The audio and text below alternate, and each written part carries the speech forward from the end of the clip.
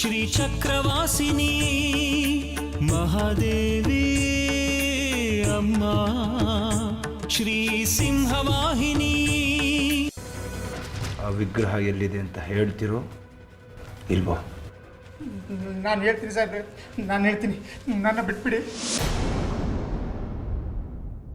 ಆದರೆ ಅದೇ ವೇಳೆಗೆ ನಾವೆಲ್ಲರೂ ಮಾತಾಡ್ತಾನೆ ಇದ್ದೀವಿ, ನೀನು ಯಾಕೆ ಸುಮ್ಮನೆ ನಿಂತಿದೀಯಾ? ಏನಾದರೂ ಮಾತಾಡೆ. ನಾನು ಇವತ್ತಿಂದ ನಿಮ್ಮ ಮನೇಲಿ ಇರೋದಿಲ್ಲ.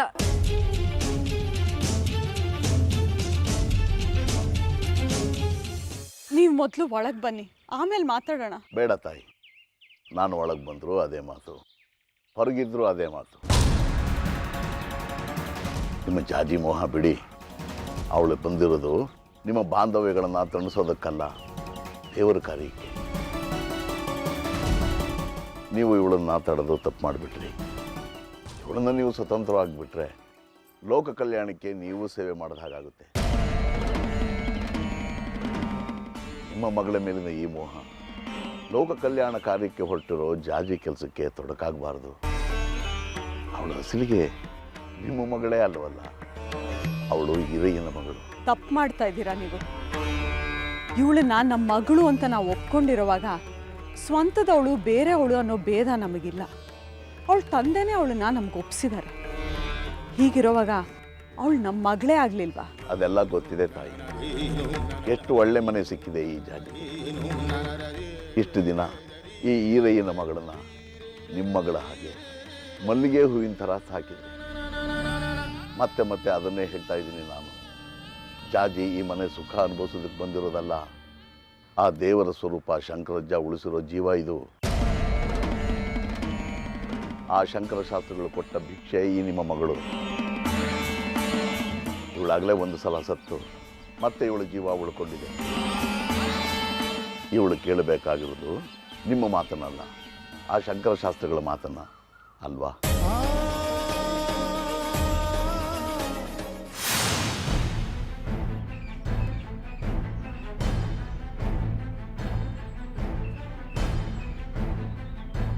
ನೀನು ತಲೆ ತಗ್ಗಿಸ್ಕೊಂಡು ನಿಂತ್ಕೊಂಡ್ಬಿಟ್ರೆ ನೀನು ನಿರಪರಾಧಿ ಅಂತ ಹೇಳಿ ಕ್ಷಮಿಸ್ಬಿಡೋದಕ್ಕೆ ನಾನು ನಿಮ್ಮ ಅಪ್ಪನೂ ಅಲ್ಲ, ನೀನು ನನ್ನ ಮಗನೂ ಅಲ್ಲ. ನೀನೊಬ್ಬ ದ್ರೋಹಿ, ವಂಚಕ. ಬಾಯ್ ಬಿಟ್ಟು ಮಾತಾಡೋ.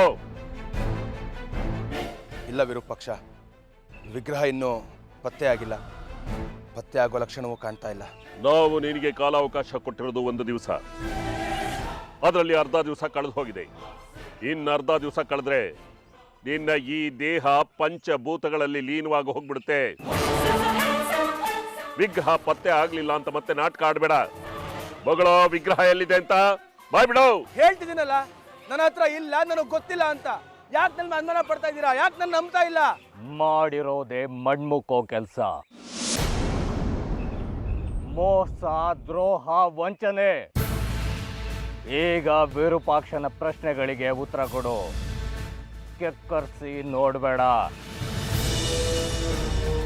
ನಿನ್ನ ನೋಟಕ್ಕೆ, ನಿನ್ನ ಕೂಗಾಟಕ್ಕೆ ಹೆದರೋರು ನಾವಲ್ಲ. ನನ್ನ ತಾಯಿ ಕೊಟ್ಟಿರೋ ಉತ್ತರದ ಪ್ರಕಾರ ವಿಗ್ರಹ ನಿನ್ನ ವಶದಲ್ಲಿದೆ ಅಂತ ಸ್ಪಷ್ಟವಾಗಿದೆ. ನಿನ್ನ ಕೈಯಾರೆ ಮಂಡಲದಲ್ಲಿ ನೀನೇ ನಿನ್ನ ಹೆಸರನ್ನ ಬರೆದಿದ್ಯಾ. ಸುಮ್ಮನೆ ನಮ್ಮ ಮುಂದೆ ಏನೇನೋ ಸಬೂಬ್ ಹೇಳಬೇಡ. ಈಗಿಂದೀಗಲೇ ವಿಗ್ರಹನ ತಂದೊಪ್ಸು. ನಮ್ಮ ಸ್ನೇಹ ವಿಶ್ವಾಸಗಳಿಗೆ ಮೋಸ ಮಾಡಿದ್ಯಾ ನೀನು. ನಮ್ಮಗಳ ಮಧ್ಯೆ ಯಾರ್ಯಾರು ಎಷ್ಟೆಷ್ಟು ವಿಶ್ವಾಸವನ್ನು ಉಳಿಸ್ಕೊಂಡಿದ್ದಾರೆ ಅಂತ ನನಗೂ ಗೊತ್ತಿದೆ ಕಾಲರುದ್ರ ಸಿದ್ದೇಶ್ವರ ಕಡ್ಕಿ. ಈಗ ನಾನು ಹಳ್ಳಕ್ಕೆ ಬಿದ್ದಿದ್ದೀನಿ. ಹಳ್ಳಕ್ಕೆ ಬಿದ್ದವನಿಗೆ ಆಳ್ಗೊಂದು ಕಲ್ಲು ಅಂತಾರೆ. ಈಗ ನಿಮ್ಮ ಸಮಯ. ನೀವಿಬ್ರು ಬಾಯಿಗೆ ಬಂದ ಹಾಗೆ ಇಷ್ಟ ಪದದನ್ನ ಮಾತಾಡ್ತಿದ್ದೀರಿ. ನನಗೂ ಸಮಯ ಬರುತ್ತೆ, ಆಗ ನಾನು ಮಾತಾಡ್ತೀನಿ. ಆಗ ನೀವಿಬ್ರು ನನ್ನ ಜಾಗದಲ್ಲಿ ನಿಂತಿರ್ತೀರಿ. ನಂಬಿಕೆ ದ್ರೋಹಿ. ನೀನು ಏನೇ ಮಾಡಿದ್ರು ನಿನ್ನಷ್ಟು ದ್ರೋಹ ನಾವೆಂದಿಗೂ ಮಾಡೋದಿಲ್ಲ. ಹಾಗೆ ನೀನು ಎಷ್ಟೇ ತಿಪ್ಪರ್ಲಗ ಹಾಕಿದ್ರು, ಏನೇ ಸಂಚು ಮಾಡಿದ್ರು ನಮ್ಮ ಒಂದು ಕೂದಲನ್ನು ಅಳ್ಳಾಡ್ಸೋದಕ್ಕಾಗೋದಿಲ್ಲ. ರೇಖೆ ಮೂರ್ಖ. ನಾನು ಏನು ಮಾಡಲಿ ವಿರೂಪಾಕ್ಷ? ಆ ಜಾಜಿ ಬಂಗಾರನ್ನ ಹಿಡಿದಿದ್ದೀನಿ. ಅವ್ರು ಏನ್ ಮಾಡಿದ್ರು ಬಾಯಿ ಬಿಡ್ತಾ ಇಲ್ಲ. ವಿಗ್ರಹ ನಮ್ಮ ಹತ್ರ ಇಲ್ಲ ಅಂತ ಸಾಧಿಸ್ತಾ ಇದ್ದಾರೆ. ಆ ಜಗ್ಗಿ ಪಂಚಾಕ್ಷರಿ ಅವ್ರ ವಿಗ್ರಹಕ್ಕೆ ಹೊಂಚಾಕ್ತಿದ್ರು, ಅವ್ರನ್ನೂ ಹಿಡಿದಿದ್ದೀನಿ. ಅವರು ಬಾಯಿ ಬಿಡ್ತಿಲ್ಲ, ಅವ್ರ ಹತ್ರನೂ ವಿಗ್ರಹ ಇಲ್ವಂತೆ. ನಾನು ಎಷ್ಟೇ ಹಿಂಸೆ ಕೊಟ್ಟರು ನೋವು ಅನ್ಭವಿಸೋದಕ್ಕೆ ಬದಲಾಗಿ ಕಮಂಗಿಗಳು ನಗ್ತಾರೆ. ಹೊಡೆದಾಯ್ತು ಬಡ್ದಾಯ್ತು, ನಾನೊಬ್ಬ ಪೊಲೀಸ್ ಅಧಿಕಾರಿಯಾಗಿ ಬಾಯಿ ಬಿಡಿಸೋ ತಂತ್ರಗಳನ್ನೆಲ್ಲ ಉಪಯೋಗಿಸಾಯ್ತು. ಆದ್ರೆ ಏನು ಪ್ರಯೋಜನ ಆಗಲಿಲ್ಲ. ಯಾರು ಏನು ಸುಳಿವು ಕೊಡ್ತಾ ಇಲ್ಲ ವಿರೂಪಾಕ್ಷ. ನೀನೆಷ್ಟೇ ಕತೆ ಕಟ್ಟಿದ್ರು ನಾವು ನಿನ್ನನ್ನ ನಂಬೋದಿಲ್ಲ ಮಾರಿಗುಡಿ. ಆ ವಿಗ್ರಹ ನಿನ್ನ ಹತ್ರ ಇದೆ ಅಂತ ನನ್ನ ತಾಯಿ ಸೂಚಿಸಿದ್ದಾಳೆ. ಆ ನಿನ್ ತಾಯಿ ನನ್ನ ಹೆಸರು ಯಾಕೆ ಸೂಚಿಸ್ತಾ ಇದ್ದಾಳೆ ಅಂತ ಖಂಡಿತ ನನಗೆ ಗೊತ್ತಿಲ್ಲ. ಆ ವಿಗ್ರಹ ನನ್ನ ಹತ್ರ ಇಲ್ಲ ಇಲ್ಲ ಇಲ್ಲ. ನಾನು ನೀರನ್ನ ಮಂತ್ರಿಸಿ ಎರ್ಚಿದ್ರೆ ನಿನ್ನ ಕೈ ಕಾಲುಗಳು ತಿರುಚುತ್ತೆ. ನಿಲ್ಲೋದಕ್ಕೆ ಸ್ವಾಧೀನ ಇರಲ್ಲ,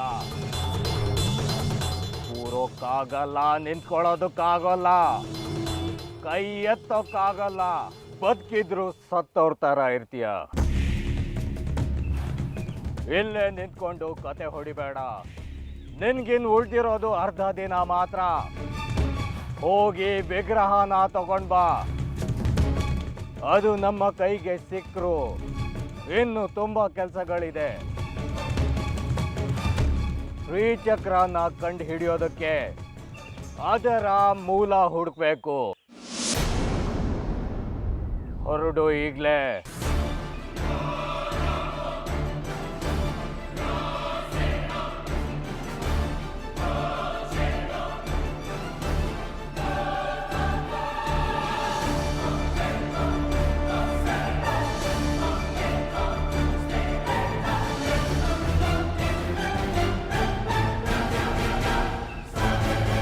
ಒಂದು ಪಕ್ಷ ಶಂಕರ ಶಾಸ್ತ್ರಿಗಳೇನಾದರೂ ಒಪ್ಕೊಂಡ್ರೆ ಇವಳು ನಿಮ್ಮಲ್ಲಿರೋದು ಧರ್ಮ. ಅವ್ರು ಹೋಗು ಅಂದರೆ ಅವಳು ಹೋಗೋದೇ ಧರ್ಮ ಅಲ್ವಾ? ಎಷ್ಟು ನಿಷ್ಠುರವಾಗಿ ಹೇಳ್ತೀರಿ ನೋಡಿ ನೀವು.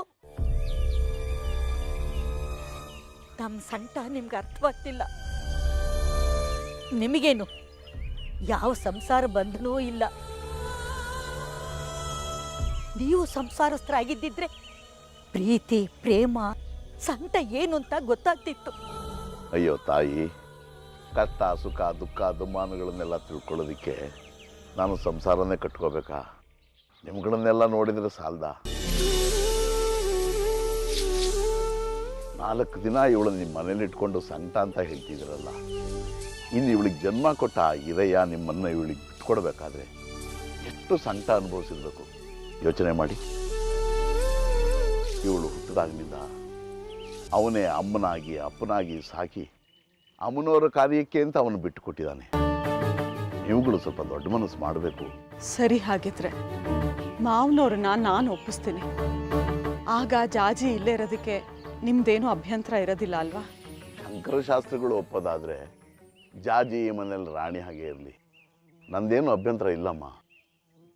ಮಾವನವ್ರನ್ನ ಕಾಡಿ ಬೇಡಿ ಆದರೂ ಒಪ್ಪಿಸ್ತೀನಿ. ಅದು ನನ್ನ ಕೆಲಸ. ಜಾಜಿ ಇಲ್ಲೇ ಇರ್ತಾಳೆ. ಅವ್ರು ಒಪ್ಪದೇ ಇದ್ರೆ ನನ್ನ ಪ್ರಾಣ ತಗೊಂಡು ಆಮೇಲೆ ಜಾಜಿನ ಕಳಿಸಿ ಅಂತ ಹೇಳ್ತೀನಿ. ಕಾಯೋದು ಕೊಲ್ಲೋದು ನಮ್ಮ ಕೈಲಿಲ್ಲ ಅಲ್ವಾ? ಎಲ್ಲ ದೈವೇಚ್ಛೆ.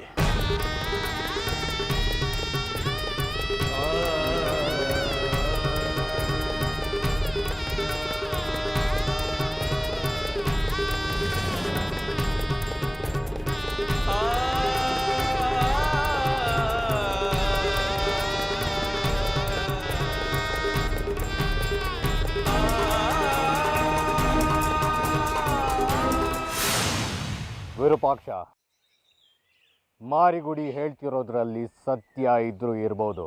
ಇಲ್ಲ, ಅವನು ಹೇಳೋದೆಲ್ಲ ಪೂರ್ತಿ ಸುಳ್ಳು. ನಮ್ಮನ್ನ ಯಾಮಾರಿಸೋದಕ್ಕೆ ಏನು ಬೇಕಾದ್ರೂ ನಾಟಕ ಮಾಡ್ತಾನೆ. ಅದ್ಭುತ ನಟ ಅವನು. ನವರಸಗಳನ್ನು ಆರ್ದು ಕುಡಿದು ಬಿಟ್ಟಿದ್ದಾನೆ. ಅದನ್ನ ನಮ್ಮ ಮುಂದೆ ಪ್ರದರ್ಶನ ಮಾಡ್ತಾ ಇದ್ದಾನೆ ಅಷ್ಟೇ. ಅವನ ಗುರಿ ಒಂದೇ, ನಮ್ಮ ಕರುಣೆಗಿಟ್ಟಿಸ್ಕೊಂಡು ಶ್ರೀಚಕ್ರವನ್ನ ಅವನು ಲಪ್ಟಾಯಿಸ್ಬೇಕು ಅಂತ.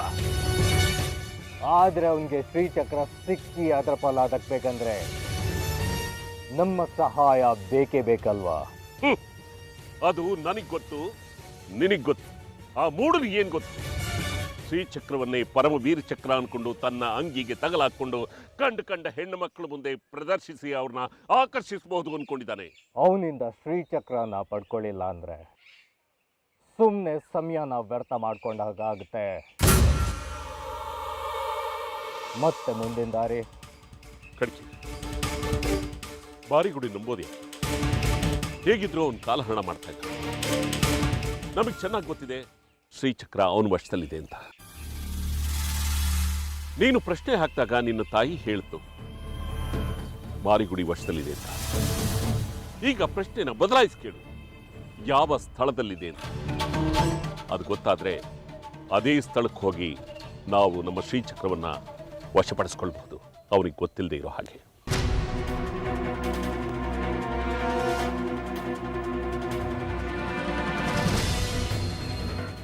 ಇದು ಆಗ್ಬೋದು.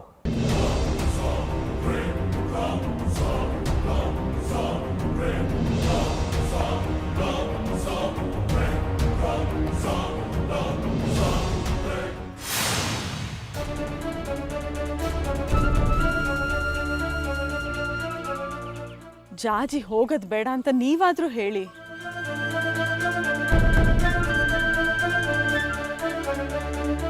ಹೇಳೋದೆಲ್ಲ ಹೇಳಾಗಿದೆ.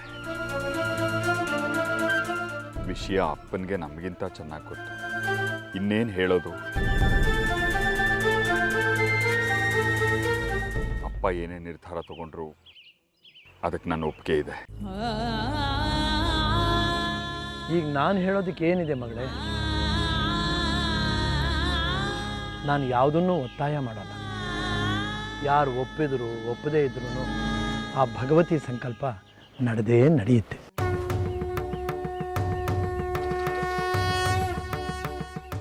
ಆದರೂ ನನ್ನ ಅಭಿಪ್ರಾಯ ಕೇಳಿದ್ದೀರಾ? ಹೇಳ್ತೀನಿ. ಜಾಜಿ ಇಲ್ಲಿಗೆ ಬಂದಿದ್ದು ನಮ್ಮನ್ನು ಸಂತೈಸೋದಕ್ಕೂ ಅಲ್ಲ, ನಿಮ್ಮ ಮಗಳು ಸುಂದರಿ ಕೊರತೆನ ನೀಗಿಸೋದಕ್ಕೂ ಅಲ್ಲ. ಧರ್ಮಚಕ್ರವಾದ ಕಾಲಚಕ್ರ ಶ್ರೀಚಕ್ರದ ರಕ್ಷಣೆಗೆ. ಅದರ ಜೊತೆಗೆ ನಿಮ್ಮ ಪ್ರೀತಿಯ ಸಂಬಂಧ ಕೂಡ ನಿಮಗೆ ಸಿಕ್ಕಿದೆ ಅಷ್ಟೇ. ಸುಂದರಿ ಹುಟ್ಟು ಕೂಡ ಅದೇ ಆಗಿತ್ತು. ಅಂದರೆ ಈಗ ನಮಗೆ ಜಾಜಿ ಮೇಲೆ ಯಾವ ಹಕ್ಕು ಇಲ್ವಾ ಇಲ್ಲೇ ಇರು ಅಂತ ಕೇಳ್ಕೊಳ್ಳೋದಕ್ಕೆ?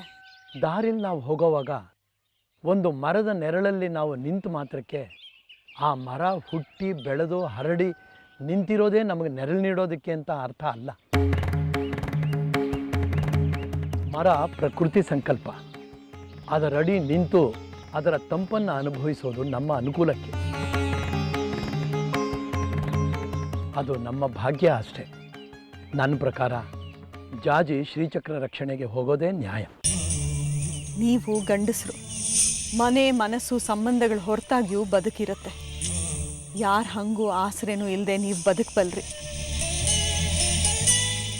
ಆದರೆ ಹೆಣ್ಣಿನ ಪರಿಸ್ಥಿತಿ ಹಾಗಲ್ಲ.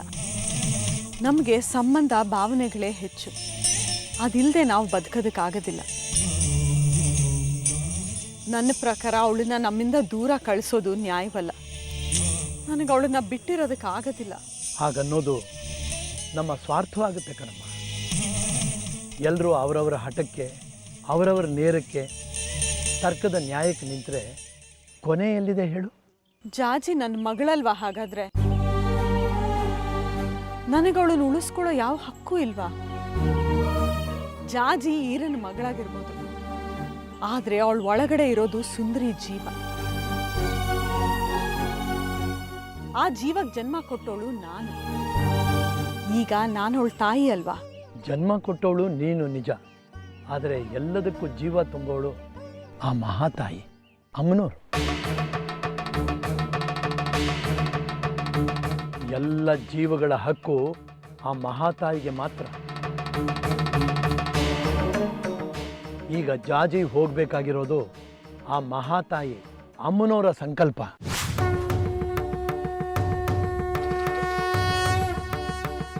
ಅದನ್ನು ತಡೆಯೋ ಹಕ್ಕು ನಿನಗೂ ಇಲ್ಲ, ನನಗೂ ಇಲ್ಲ, ಯಾರಿಗೂ ಇಲ್ಲ. ಇಷ್ಟರ ಮೇಲೆ ನಿನ್ನಿಷ್ಟ ನಮ್ಮ. ನಿನ್ನ ಭಾವನೆಗಳಿಗೆ ನೋವು ತರೋ ಹಕ್ಕು ನನಗಿಲ್ಲ. ಈಗ ನಿರ್ಧಾರ ನಿನ್ನ ಮೇಲೆ ನಿಂತಿದೆ. ನಿನ್ನ ತೀರ್ಮಾನನೇ ಕೊನೆ.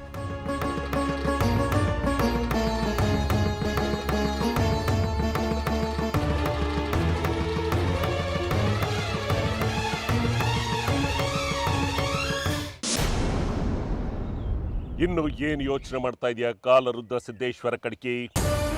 ಹಾಕು ಪ್ರಶ್ನೆನ. ನಿನ್ನ ತಾಯಿ ಏನು ಹೇಳ್ತಾಳೆ ನೋಡೋಣ. ವಿಗ್ರಹ ಎಲ್ಲಿದೆ ಅಂತ ಗೊತ್ತಾದ್ರೆ ಅದನ್ನು ಪಡ್ಕೊಳ್ಳೋದಕ್ಕೆ ಕೆಲಸ ಶುರು ಮಾಡೋಣ. ಇಲ್ಲ ಅಂತಂದ್ರೆ ಅದನ್ನು ಪಡ್ಕೊಳ್ಳೋ ದಾರಿ ಕಂಡುಹಿಡಿಯೋಣ. ಪ್ರಶ್ನೆನ ಕೇಳ್ಬೋದು, ಆದ್ರೆ ಅಂತ ಇನ್ನೂ ಏನ್ ರಾಗ ಹೇಳ್ತಾ ಇದೀಯಾ? ಇನ್ನೂ ಏನ್ ಅಡಚಣೆ ಇದೆ ನಿನ್ನ ತಾಯಿನ ಪ್ರಶ್ನೆ ಕೇಳೋದಕ್ಕೆ? ನನ್ನ ತಾಯಿನ ಪ್ರಶ್ನೆ ಕೇಳೋದಕ್ಕೆ ಇದು ಸಮಯ ಅಲ್ಲ. ಅಂದ್ರೆ ಮಾರಿಗುಡಿಗೋಸ್ಕರ ಕಾಯೋಣ ಅಂತ. ಇವತ್ತು ಕಳೀಲಿ. ಅವನಿಂದ ಏನು ಸುದ್ದಿ ತಿಳಿದಿದ್ರೆ ನಾಳೆ ಪ್ರಶ್ನೆ ಕೇಳೋದು ಇದ್ದೇ ಇರುತ್ತೆ. ಮಾರಿಗುಡಿ ನೆಚ್ಕೊಂಡು ವಿಗ್ರಹವನ್ನ ಹುಡುಕೋದ್ರಲ್ಲೇ ಕಾಲ ಕಳೆದು ಬಿಟ್ರೆ ಏನು ಪ್ರಯೋಜನ ಆಗೋದಿಲ್ಲ. ಶ್ರೀಚಕ್ರನ ಯಾವಾಗ ಪಡ್ಕೊಳ್ಳೋದು? ಈ ಶ್ರೀಚಕ್ರದ ಹುಡುಕಾಟದ ಸಮಯದಲ್ಲಿ ಶ್ರೀಚಕ್ರ ತನ್ನ ಸ್ವಸ್ಥಾನಕ್ಕೆ ಹೋಗಿ ಸೇರ್ಕೊಂಡ್ಬಿಟ್ರೆ ಮುಗೀತು. ಇನ್ಯಾವತ್ತೂ ಶ್ರೀಚಕ್ರ ನಮಗೆ ದಕ್ಕೋದಿಲ್ಲ ಕಣ್ಕಿ. ಯೋಚನೆ ಮಾಡು. ಹೌದು ವಿರೂಪಾಕ್ಷ, ನೀನ್ ಹೇಳೋದು ಸರಿನೇ. ನಾವು ಕಾಲಹರಣ ಮಾಡಬಾರ್ದು. ಈಗ ಪ್ರಶ್ನೆ ಕೇಳೋ ಸಮಯ ಮೀರ್ ಹೋಗಿದೆ. ಸಂಜೆ ಬಾ. ಸಂಜೆ ಹೊತ್ತು ಪ್ರಶ್ನೆ ಕೇಳೋದಕ್ಕೆ ಪ್ರಶಸ್ತವಾದ ಕಾಲ. ತಾಯಿನೂ ಶಾಂತವಾಗಿರ್ತಾಳೆ, ನಮಗೆ ಸರಿಯಾದ ದಿಕ್ಕನ್ನ ತೋರಿಸ್ತಾಳೆ. ಆಗ್ಲಿ ಕಡ್ಕಿ, ಎಲ್ಲವನ್ನೂ ಸಿದ್ಧ ಮಾಡ್ಕೊ. ಸಂಜೆ ವೇಳೆಗೆ ಮಡಿಯಾಗಿ ನಾನು ಬರ್ತೀನಿ.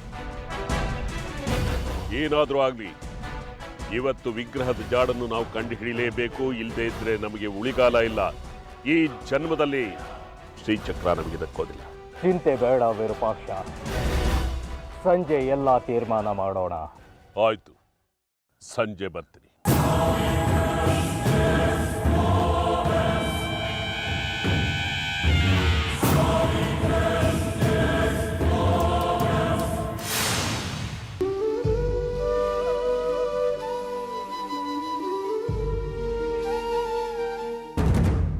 ಏ ಚಪ್ಲೆ,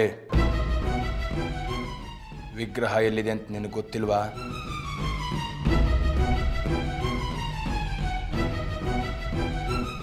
ನನ್ನ ಸಹನೆ ಪರೀಕ್ಷೆ ಮಾಡಬೇಡ ಚಪ್ಲಿ. ವಿಗ್ರಹ ಎಲ್ಲಿದೆ ಅಂತ ಹೇಳ್ಬಿಡು. ನಿನಗೆ ಹೊಡೆದಾಯ್ತು, ಬಡದಾಯ್ತು, ಹೆದರ್ಸಾಯ್ತು, ಇನ್ನೇನು ಮಾಡಲಿ ನಿನ್ನ?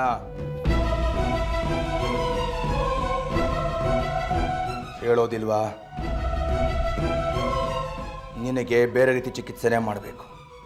ಅದೇ ಭಾವನಾತ್ಮಕವಾಗಿ ಹೊಡಿಬೇಕು ಅಂತಾರಲ್ಲ, ನಾನು ನಿಂಗೆ ಅದನ್ನೇ ಪ್ರಯೋಗ ಮಾಡ್ತಿರೋದು. ನೋಡು, ನಿನ್ನ ತಾಯಿ ಹೊರಗಿದ್ದಾಳೆ. ಅವಳನ್ನ ಎತ್ತು ಹಾಕೊಂಡ್ಬಂದು ಬೆಂಡೆತ್ತಿದ್ರೆ ನೀನೊಂದು ಹದಕ್ಕೆ ಬರ್ತೀಯ ಅಲ್ವಾ?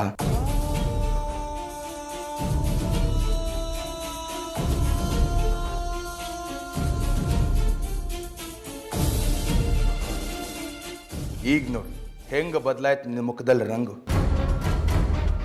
ಇಷ್ಟೊತ್ತವರೆಗೂ ಗೊಂಬೆ ನಿಂತಿದ್ದೆ, ಈಗ ಗೊಂಬೆಗೆ ಜೀವ ಬಂತು ಅಲ್ವಾ? ಮಾದು, ಇವನ್ ತಾಯಿನ ಹೇಳ್ಕೊಂಡು ಬಾರೋ. ಅವಳಿಗೆ ಹೋದ್ರೆ ಇವನ್ ಬಾಯ್ ಬಿಡ್ತಾನೆ. ತಮ್ಮಯ್ಯ ಸಾಹೇಬ್ರೆ, ಅವಳಿಗೆ ಏನು ಮಾಡಬೇಡಿ. ಅವಳು ಮೊದಲೇ ಹೃದಯ ಕಾಯಿಲೆನ ನರಳುತ್ತಿದ್ದಾಳೆ. ಶಸ್ತ್ರಚಿಕಿತ್ಸೆ ಮಾಡಿಸ್ಬೇಕು. ಅವಳಿಗೂ ಇದಕ್ಕೂ ಯಾವ ಸಂಬಂಧ ಇಲ್ಲ. ಬಿಟ್ಬಿಡಿ ಸಾಹೇಬ್ರೆ ಅವಳನ್ನ. ತಾಯಿ ಮಗ ಒಳ್ಳೆ ಜೋಡಿ ಕಲಾವಿದ. ನಿನ್ನ ನಮ್ಮಿಂದ ತಪ್ಪಿಸೋದಿಕ್ಕೆ ಬೇಕಾದಂಗೆ ನಾಟಕ ಮಾಡ್ತಾಳೆ ನಿಮ್ಮಮ್ಮ. ಅವಳು ಕಾಯಿಲೆನ? ಮಾದು, ಹೋಗಿ ಹೇಳ್ಕೊಂಡು ಬಾರೋ ಇವನ್ ತಾಯಿ ಕರಳನ್ನ. ಇಲ್ಲೇ ಇವನ್ ಎದುರಿಗೆ ಮಾಡೋಣ ಅವಳು ಹೃದಯಕ್ಕೆ ಶಸ್ತ್ರಚಿಕಿತ್ಸೆನ. ಕಣ್ಣು ತುಂಬಿಕೊಳ್ಳಿ ನೋಡಿ ಇವನು. ಸಾಹೇಬ್ರೆ, ನಮ್ಮಮ್ಮಂಗೆ ಏನು ಮಾಡಬೇಡಿ. ನನಗೆ ಹೊಡೀರಿ ಬಡೀರಿ ಬೇಕಾದ್ ಮಾಡಿ. ನಿಮ್ಮ ಮನೆಗೂ ಆ ವಿಗ್ರಹ ಎಲ್ಲಿದೆ ಅಂತ ನನಗೆ ಗೊತ್ತಿಲ್ಲ. ಬೇಕಿದ್ರೆ ನನ್ ಕೊಂದ್ಬಿಡಿ. ನಮ್ಮ ತಾಯಿನ ಮಾತ್ರ ಏನು ಮಾಡಬೇಡಿ. ಬಿಟ್ಬಿಡಿ ಸಾಹೇಬ್ರೆ, ಬಿಟ್ಬಿಡಿ.